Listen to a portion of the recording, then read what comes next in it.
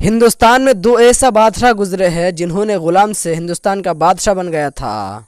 اس سلسلے میں پہلے نمبر پر جن کا نام آتا ہے وہ ہے سلطان قطب الدین ایبک۔ ان کے بارے میں نے اس سے پہلے ویڈیوز بنا چکا ہوں، اب اگر چاہے تو ڈسکرپشن میں لنک ہے، وہاں سے جا کر دیکھ سکتے ہیں۔ دوسرے نمبر پر جن کا نام آتا ہے وہ ہے سلطان شمس الدین التمش۔ آج کا یہ ویڈیو انہی کے بارے میں ہے۔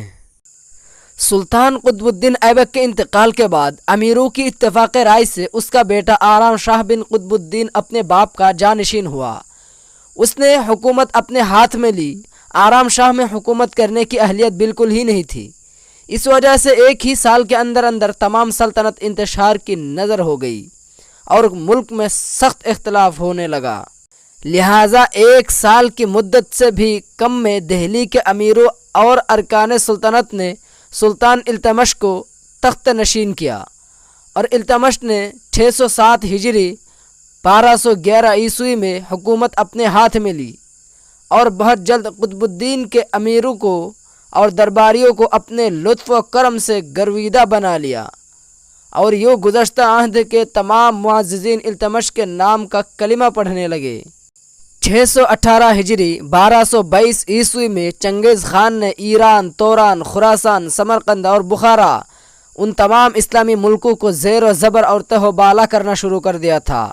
چنگیز خان کے قہر و غضب سے خوف زدہ ہو کر جلال الدین خوارزم شاہ اپنے ملک سے بھاگ نکلا اور لاہور کے علاقے میں آ کر پناہ گزیر ہوا۔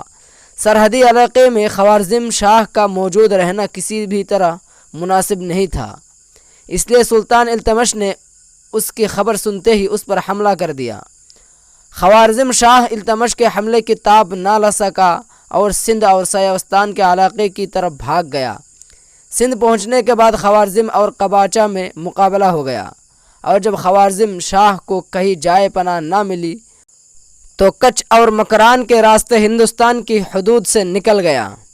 خلافت عباسیہ کی طرف سے بھی سلطان التمش کے لیے عمامہ یعنی کہ پگڑی بھیجا گیا تھا۔ 1225 عیسوی میں خلافت عباسیہ کے قاصد دہلی آئے اور انہوں نے التمش کو بارگاہ عباسی کی طرف سے بھیجا ہوا عمامہ خلافت پیش کیا۔ التمش نے اس مذہبی خلعت کی پوری تعظیم و تکریم کی اور اس خلعت فاخرہ کو زیب تن کر کے بے انتہا خوش ہوا۔ اس خوشی میں اس نے امیروں اور درباریوں کو خلعتوں اور عطیوں سے نوازا اور تمام شہر کو دلہن کی طرح سجا کر جشن مسرت منایا، یعنی کہ خوشی کا اظہار کیا۔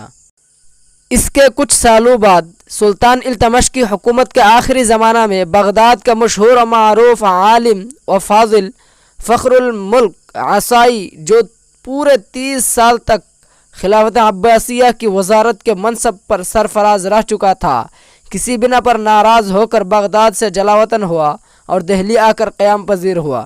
سلطان التمش نے اس بزرگ کا اس کی شان کے مطابق استقبال کیا اور اسے انعام و اعزاز سے سرفراز کر کے اپنا وزیر مقرر کیا۔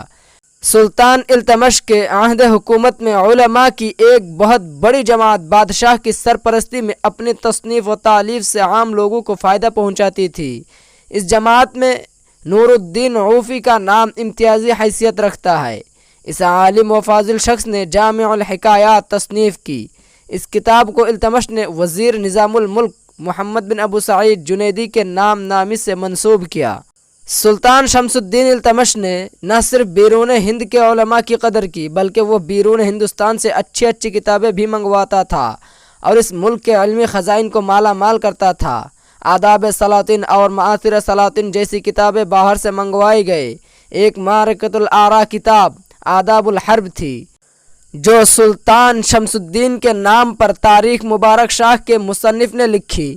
عہد شمسی کا ایک اور فاضل حوید جرجانی تھا، جس نے بادشاہ وقت کے نام پر حجت الاسلام امام غازی رحمۃ اللہ علیہ کی احیاء العلوم کا فارسی میں ترجمہ کیا، اور امام غزالی رحمۃ اللہ علیہ کی تالیف سر مکتوب کا فارسی میں ترجمہ کیا۔ کسی شاعر نے کیا ہی خوب کہا، جزائے دائمی ملتی رہے خلاق عالم سے، کہ نصرت اور اعانت کی ہے تم نے دین احمد کی۔